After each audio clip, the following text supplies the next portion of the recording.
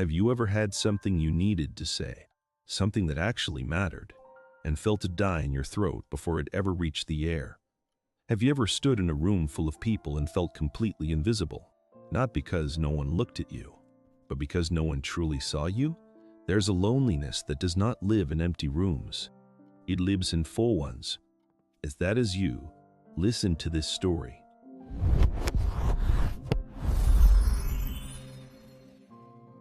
What changed everything for one man was not a speech or a sudden cure.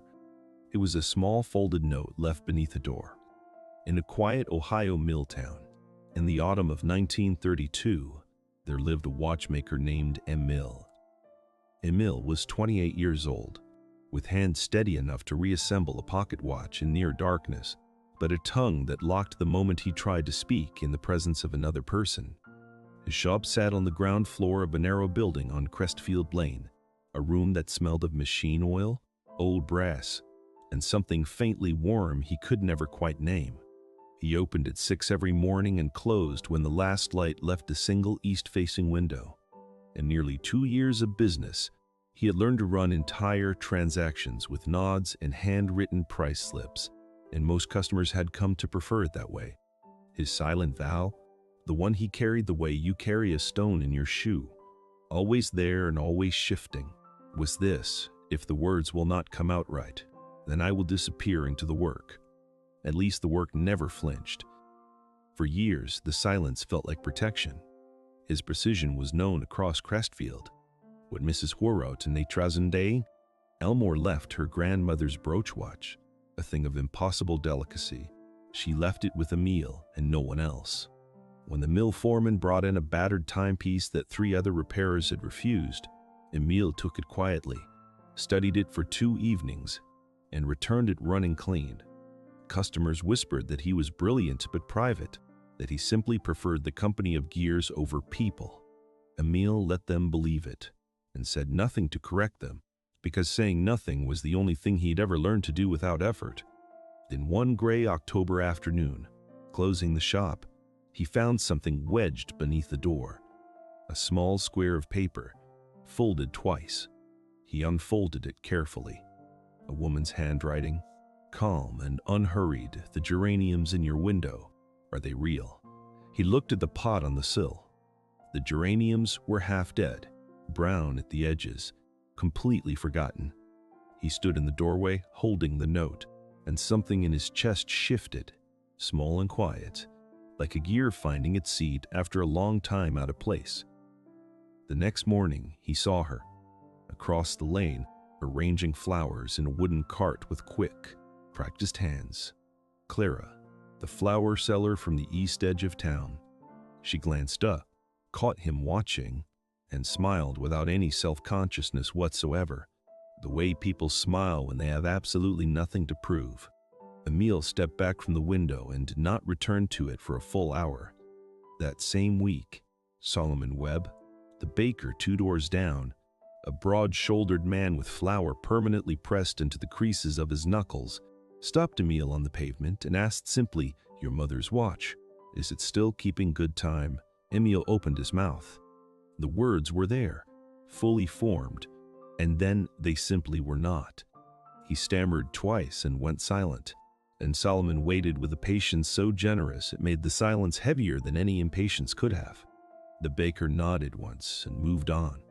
Emil stood on the pavement for a long moment after Solomon had gone, and without thinking, he looked down at his own hands, at the slight tremor in his fingers that appeared whenever the words would not come, and he closed them slowly into fists at his sides. That afternoon, Clara left a second note. She had pressed a single dried petal flat against the paper. Underneath, in the same careful hand, "For your geraniums. They look thirsty." That night, Emil sat at his workbench long after the shop had gone dark. He had not lit the lamp. The only light came through the front window in one thin bar from the street, falling across the floor in silence.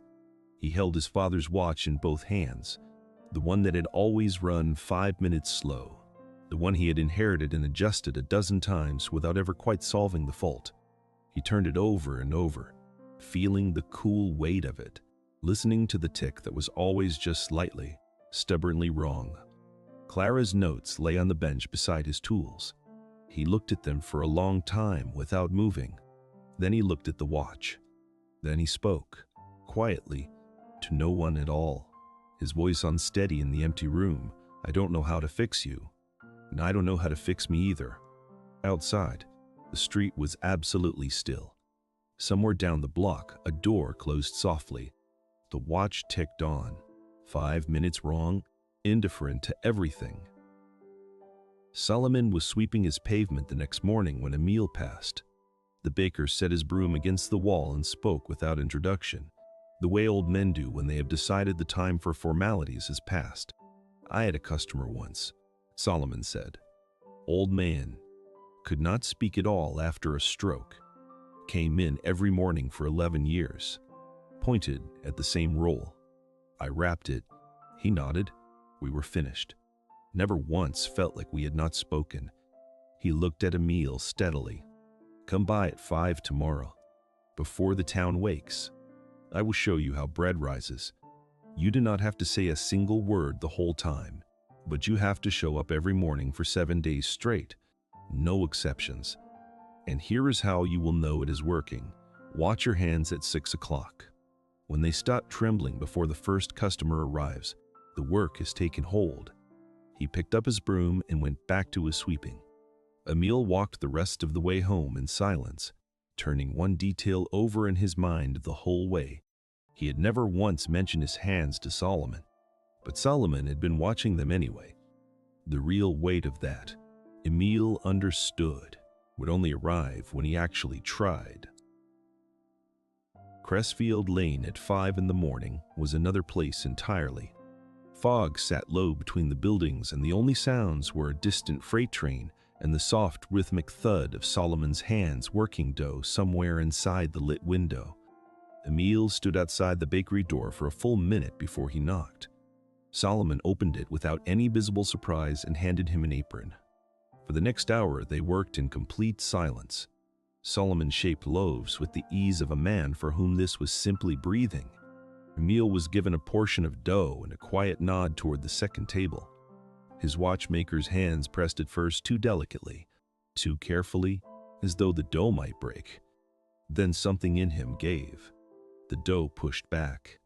It had weight and warmth and resistance, and Emil found himself pressing into it with his full palms, with his shoulders, and for the first time in longer than he could measure, he was not thinking about his tongue at all.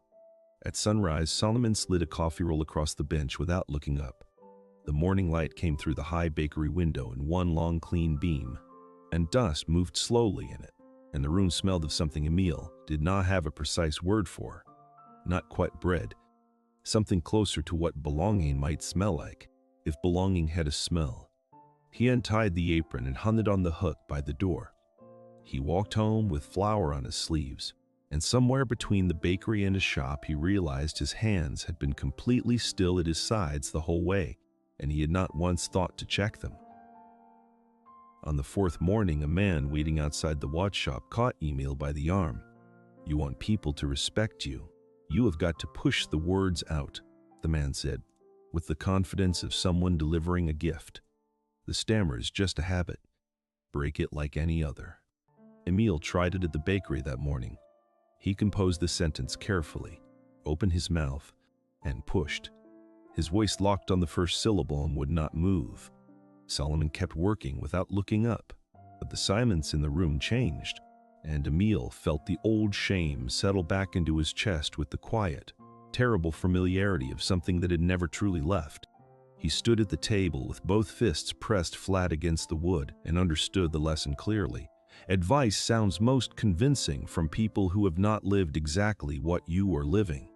That evening, alone in the shop, something colder and more dangerous took hold. He would fix the watch. His father's watch, 5 minutes slow his entire life. He would correct it once and for all and prove, to no one but himself, that broken things could be made right by will alone. He opened the case back, located the regulator, and turned it by lamplight, just a fraction past where it should have gone. The ticking slowed. then stopped. The shop was absolutely silent. Emil stared at the still hands for a long time without moving. He had not fixed it. He had silenced it, trying to make it perfect. He sat on the floor and held the dead watch, and heard Solomon's voice return to him, quietly and without warning. Watch your hands at 6 o'clock. When they stop trembling. Not when the words come out clean. Not when the watch runs right. When the hands stop trembling.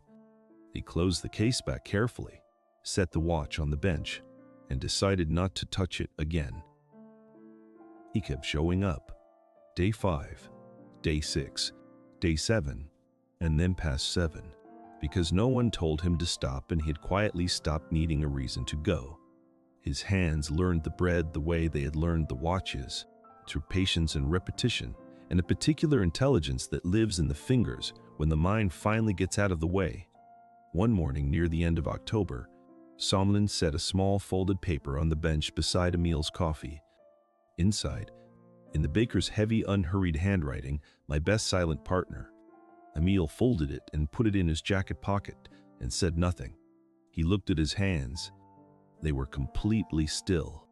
That afternoon, walking back from the bakery, he found Clara standing on his side of the lane for the first time, not at her cart, but directly outside his shop window, looking at the geraniums. They had come back fully, deep red, pressing against the glass from the inside. She turned when she heard his footsteps on the pavement. He stopped. She looked at him for a moment, then reached into her basket and held out a small bundle of dried lavender. He stepped forward and took it. They stood there in the thin October sunlight, and neither of them said a word. And it was not awkward, and it was not incomplete. It was, Emil thought, exactly what Solomon had been trying to tell him from the very beginning.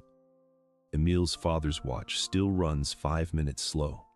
He never did fix it. He understands now that it was never broken. It was simply keeping its own time, and its own way, and the fault was never in the mechanism. The fault was in the assumption that something different must be something wrong. Being unable to speak the way others speak does not mean you have nothing to say. It means the world has not yet learned to listen in your language. Some lessons arrive softly, but they change you forever. And here is the question worth sitting with today. Wherever you are, is there something about yourself you have spent years trying to correct, when perhaps all it ever needed was someone patient enough to learn its rhythm?